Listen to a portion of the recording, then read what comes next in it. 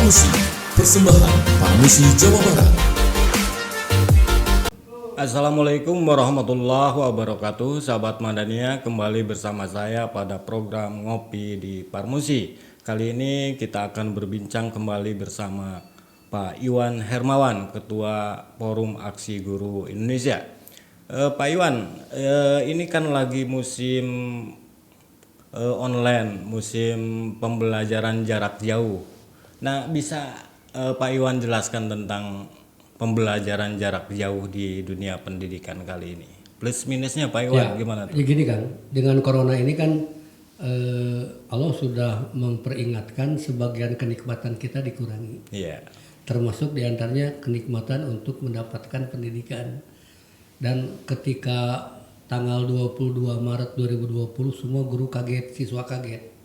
Ketika merebaknya pandemi COVID-19, tiba-tiba sekolah diberhentikan tanpa ada persiapan guru bagaimana caranya mengajar PJJ. Gitu. Siswa juga tidak terbiasa, walaupun sejak dulu yang namanya SMA terbuka, SMP terbuka, sampai UT sudah ada, tetapi kan untuk sekolah yang biasa tidak disiapkan. Pada waktu itu keluarlah surat edaran Mendikbud nomor 4 tahun 2020 bahwa disebutkan ini sementara, tetapi kegiatan harus jalan. Maka aturan waktu itu dari Maret sampai Juni itu diadakan PJJ, tidak menentukan kelulusan atau kenaikan. Sifatnya itu hanya sekedar penalaran pengetahuan yang berkaitan dengan COVID. Nah itu sampai Juni gitu. Tapi di lapangan tetap aja tidak seperti itu. Kadang-kadang guru terlalu memaksakan tugas, padahal harapan menteri itu hanya memberikan penalaran. Sebentar Pak Iwan, tadi Pak Iwan menyebutkan guru di lapangan berbeda dengan keinginan menteri. Karena mungkin gurunya ada kekhawatiran yang selama ini guru itu ditekan. Di menteri begini, di tengahnya beda lagi, guru berbeda gitu. Ada permasalahan. Yang pertama sosialisasi tidak sampai.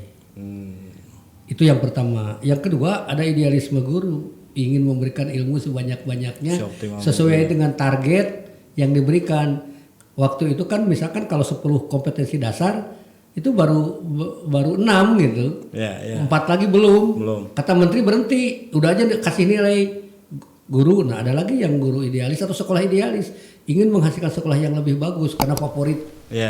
Takut tidak favorit terbebani akhirnya. Nah, itu ada persoalan. Nah, setelah tahun ajaran baru mulai Juli itu beda. Itu konsepnya ada SKB 4 menteri tentang PJJ, ada surat edaran Sekjen nomor 15 2020 bahwa PJJ atau BDR belajar di rumah itu menentukan penilaian. Kalau yang lama enggak menentukan penilaian. Nah, tetapi kurikulumnya disederhanakan. Jadi dalam satu semester itu kalau 5 KD menjadi 3 gitu ya. Dikurangi ya. Jadi yang dikurangi standar proses itu dikurangi, tidak sesuai dengan standar proses yang sudah dibuat oleh Kemendikbud karena tidak ada pertemuan kan. Jadi kalau seminggu ada 3 jam, 2 jam pertemuan jadi 1 pertemuan. Jumlah jamnya kalau misalkan 5 jam pelajaran 5 jam gitu menjadi dikurangi aja. Pak Iwan, saya tertarik dengan ketika pandemi COVID-19 itu kemudian tiba-tiba harus daring, guru juga belum siap, apalagi orang tua siswa dan siswanya.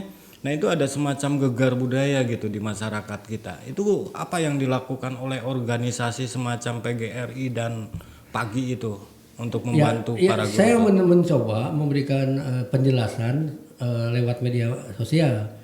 Sebenarnya begini, banyak orang tua yang protes. Saya kan tidak tahu matematik, kenapa saya jadi harus ngajar matematik? Apalagi bahasa Inggris gitu. Misalkan.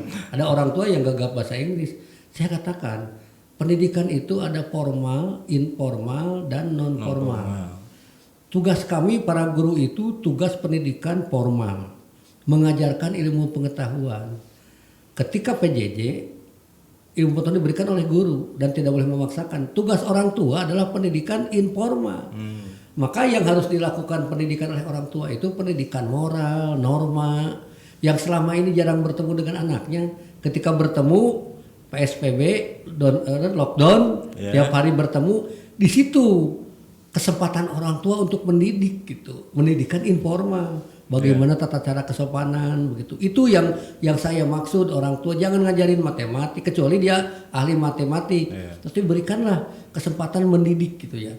Kalau guru kan lebih banyak mengajar, nah mendidik itu lebih banyak orang tua.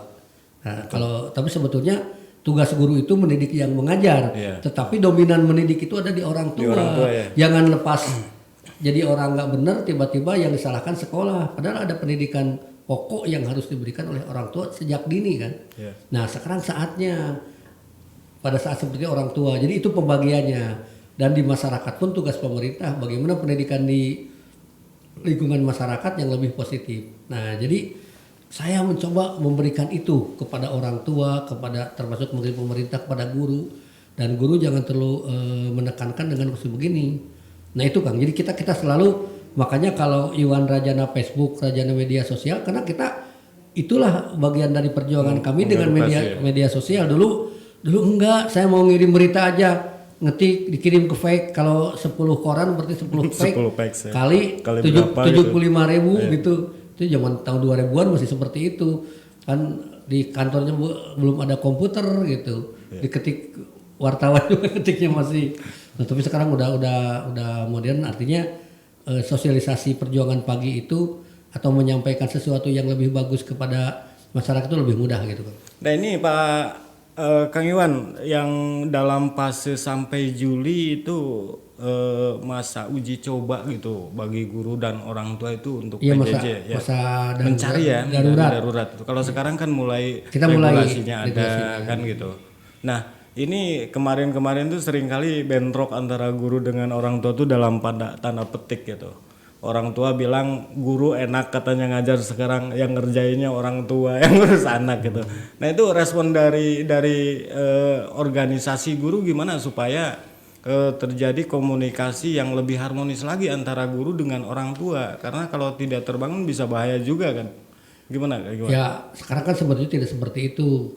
Komunikasi orang tua dengan guru lebih bagus. Kan sekarang itu ada WhatsApp group per kelas antara orang tua. Saya ngajar di 3 kelas, berarti saya bisa komunikasi dengan 3 kelas orang tua dan 3 kelas guru. Ada komunikasi lah. Jadi sekarang, ada hikmah mendekatkan orang tua. Kan begini, kita memberikan nilai itu 3. Nilai pengetahuan, nilai keterampilan, dan sikap. Sikap itu kami titipkan kepada orang tua. Gitu. Dia jadi hati-hati kalau anak kita kerjasama dengan orang tua, bagaimana sikap selama di rumah, sampaikan kepada kami. Akhirnya anak takut oleh guru, takut sama orang tua, takut disampaikan sikapnya jelek kepada orang tua, kan begitu. Jadi ada pembagian tugas, nilai sikap sehari-hari, kerajinan, kesopanan, dan norma-norma yang lain dinilai sama orang tua, dan nilai itu diserahkan kepada kami, kepada guru. Itu saya kira ada bentuk. Tetapi yang namanya ngerjakan tugas itu orang tua paling membimbing gitu. Karena bukan tugasnya untuk mengajarkan mata pelajaran. Kalau tidak mengerti, kembalikan kepada siswa. Kan begini Kang, saya punya prinsip guru itu bagaikan toren. Bagaikan toren ya? Apa itu? Guru itu bagaikan toren atau tangki air, dan siswa adalah kerannya. Kalau air di dalam toren itu kotor, maka keluar itu akan kotor, gitu kan? Artinya guru harus selalu membuat kebaikan. Kalau guru tidak baik, maka keluar kepada siswanya tidak baik. Dan dia harus tahu apa tugas yang akan diberikan kepada siswa. Sebelum memberikan tugas kepada siswa, kerjakan dulu dong oleh gurunya. Itu yang jarang terjadi. Kasih libur 300 soal, kerjakan dulu dong. Kalau guru merasakan begitu berat, guru akan merasa berat. Dia tidak akan memberikan tugas yang berat kepada siswa kalau dia sendiri mengerjakan berat begitu. Itu yang harus dipahami oleh guru. Jangan sembarang nanti buat soal ulangan, nanti kunci jawabannya cari belakangan. Itu guru nggak bener. Guru yang benar itu sebelum memberikan tugas, kerjakan dulu oleh dia, baru berikan kepada siswanya. Dia akan ketahuan mana yang berat, mana yang tidak. Seharusnya begitu. Maka saya bakalikan bagai tank itu, maka dia harus selalu bagus biar siswanya bagus. Dulu ada guru eh, kencing berdiri, murid kencing murid berlari. kencing berlari. Kalau sekarang Kalau guru sudah kencing berlari, anaknya sprint sambil kencing gitu. ya Pak Iwan, kembali ke PJJ nih, pembelajaran jarak jauh. Ini kan belum bisa dipastikan apa bisa sampai selesai di bulan Januari bisa offline lagi, pembelajaran itu seperti biasa atau tidak. Nah, pandangan Pak Iwan kalau misalnya sampai Desember, Januari kita masih harus online, daring gitu. Nah, idealnya seperti apa PJJ yang harus dilakukan di Indonesia itu? Ya, saya kira bukan persoalan yang sulit. Saya katakan tadi bahwa universitas terbuka itu udah lama di Indonesia. Ya. Itu PJJ. Itu. PJJ. Nah, PJJ-nya itu ada luring, ada daring. Daring itu menggunakan jaringan internet, luring itu kan bisa melalui lihat televisi, bisa membaca majalah, membaca koran gitu kan, bisa membaca modul gitu. Nah itu artinya pengalaman itu, maka kepada perguruan tinggi mari belajar kepada UT, kepada SMA SMK mari belajar kepada SMA terbuka, SMP belajar SMP terbuka. Kan mereka sudah bertahun-tahun ada PJJ itu. Nah tinggal bagaimana karena persoalan ketidakbiasaan kan, kalau sudah kebiasaan baru, Kang Emil mengatakan ya dengan kebiasaan baru ini ya kebiasaan hidup baru ya kita biasakan pendidikan pun dengan PJJ gitu. Toh UT pun menghasilkan orang yang berhasil, sekolah terbuka pun. Nah dengan ini hanya begini maksud saya, ketika disederhanakan proses belajar mengajar oleh guru, maka yang sederhananya itu guru. Tapi siswa selama di rumah itu harus rajin juga membaca buku belajar mandiri begitu. Kalau dari kami hanya 3 kompetensi dasar, kekurangannya anak baca di rumah karena lebih banyak waktu, jangan hanya sesepedahan. Sekarang itu kan anak-anak itu kebutuhan hidup itu sandang, pangan, papan, casan. dan sesepedahan gitu. Kalau nggak ada casan kan bingung juga gitu ya. Nah ini Pak Iwan yang jadi masalah itu, anak-anak itu tidak boleh kuliah secara offline gitu, datang ke kelas gitu karena khawatir pandemi COVID-19. Tapi dari satu sisi ini fakta di lapangan, anak-anak justru main bebas dengan teman-temannya bahkan tanpa masker dan sebagainya. Nah ini menurut Pak Iwan PJJ itu jadi akhirnya seperti apa? Karena misalnya di sekolah aman tapi di rumah mereka belum tentu gitu kan? Gimana Pak Iwan? Begini Kang, sekolah itu kan tempat berkumpulnya orang. SMA itu 1.000 ya orang minimal. Rata-rata dia terpapar di pasar, ditutup pasarnya kan? Ya. Atau terpapar di manapun apalagi. Tapi ketika terpapar di sekolah kan sekolahnya ditutup. Ini pengalaman. Saya baca di media salah satu kota kabupaten yang sudah merasakan hijau, masuk itu banyak siswa yang kena, akhirnya ditutup kembali gitu. Makanya untuk anak jangan coba-coba. Ini lembaga pendidikan dan pandemi masih linear lah. Saya juga aneh ketika 100, 200, 300 sampai 1.000 orang yang terpapar kita tegang kan. PSBB, di masker, jalan disemprot sama disinfektan pakai water kanon di mana-mana kan. Tapi ketika sekarang sudah 200.000 lebih, pernah mendengar jalan ditutup, jalan disemprot sama orang kan. Akhirnya ketika orang santai maka pandemik akan lebih banyak gitu, lebih linear. Nah tiap hari kan sampai sekarang 3.000. Nah dengan seperti ini maka ini lebih berbahaya gitu. Saya berpendapat lebih baik kehilangan ilmu sementara daripada kehilangan nyawa gitu. Itu filosofinya begitu ya Pak Iwan. Saya begitu ke orang tua. Jangan buat anak jangan coba-coba itu, tapi bukan iklan ini mah. Bukan iklan ya. Tapi intinya ya kalau sudah lain gitu kan, orang kadang tidak percaya karena belum terjadi pada dirinya dan keluarganya. Beda lagi ketika sahabatnya, saudaranya, keluarganya, bahkan diri sendiri yang sudah kena itu sangat merasakan bagaimana bahayanya corona. Tetapi kalau tidak merasakan ya bagaikan sepak bola, bagaimana yang bermain bola begitu cepatnya, begitu capeknya, penonton keprok, terbalik gitu. Nyalahkeun gitu ya. Nyalahkeun. Nah sekarang pun bagaimana pemerintah, tim kesehatan yang bekerja, sementara yang lain hanya nonton menyalahkan. Padahal ini corona ini betul-betul ya saya kira kalau ini hanya main-main tidak ada tim kesehatan yang meninggal dunia. Kalau emang ini direkayasa bagaimana? Jelas kan 100 dokter, 100 ahli kesehatan yang meninggal. Makanya kami dari pagi salah satu organisasi yang yakin dengan bahayanya corona ini, lebih baik ini di sekolah ditutup dulu, tapi PJJ tetap jalan. Bahkan dulu kami pernah ekstrim, geserlah tahun ajaran baru itu dari Januari gitu. Tapi ternyata pemikiran kami itu yang diperkirakan bulan April, Mei, Juni itu reda, malah makin tinggi begitu kan. Oke.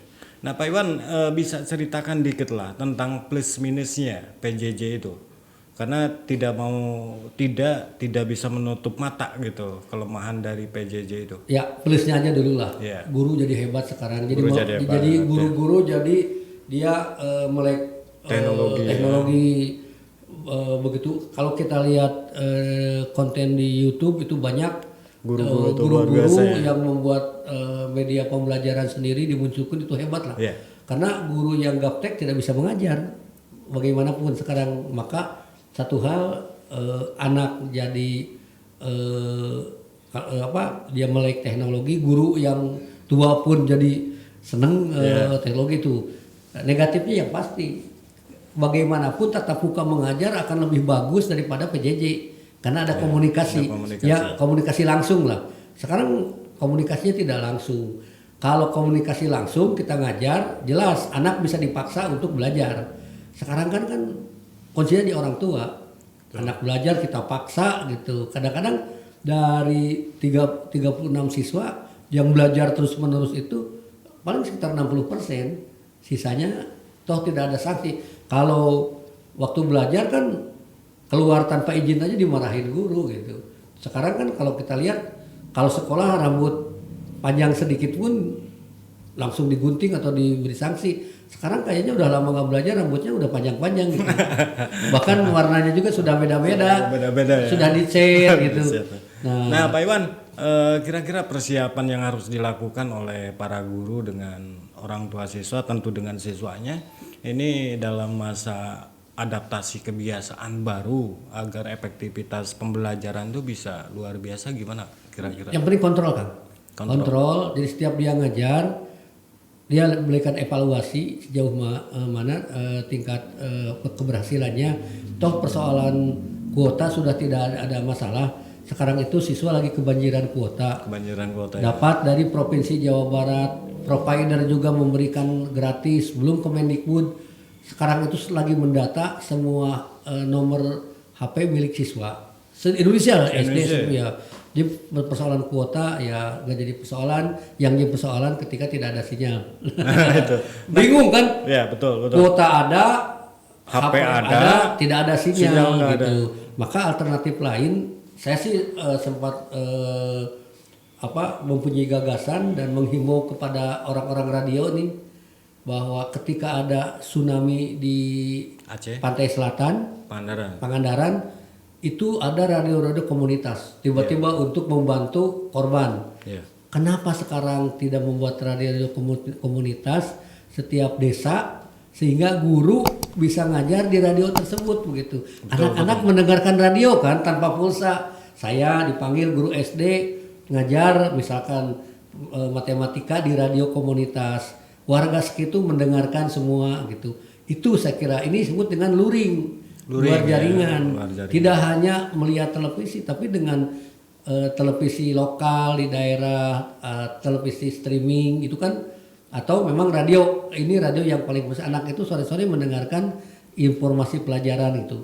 Dulu saya mendengar ada TPI kan, televisi pendidikan Indonesia. Walaupun P-nya terbalik jadi TDI. Televisi Dangdut Indonesia. Oke, Pak Iwan, kita lanjutkan pada segmen berikutnya. Sahabat Madania, terima kasih masih tetap di Ngopi di Parmusi. Jangan kemana-mana, jangan lupa like, subscribe, share and comment. Ngopi di Paramusi, persembahan Paramusi Jawa Barat.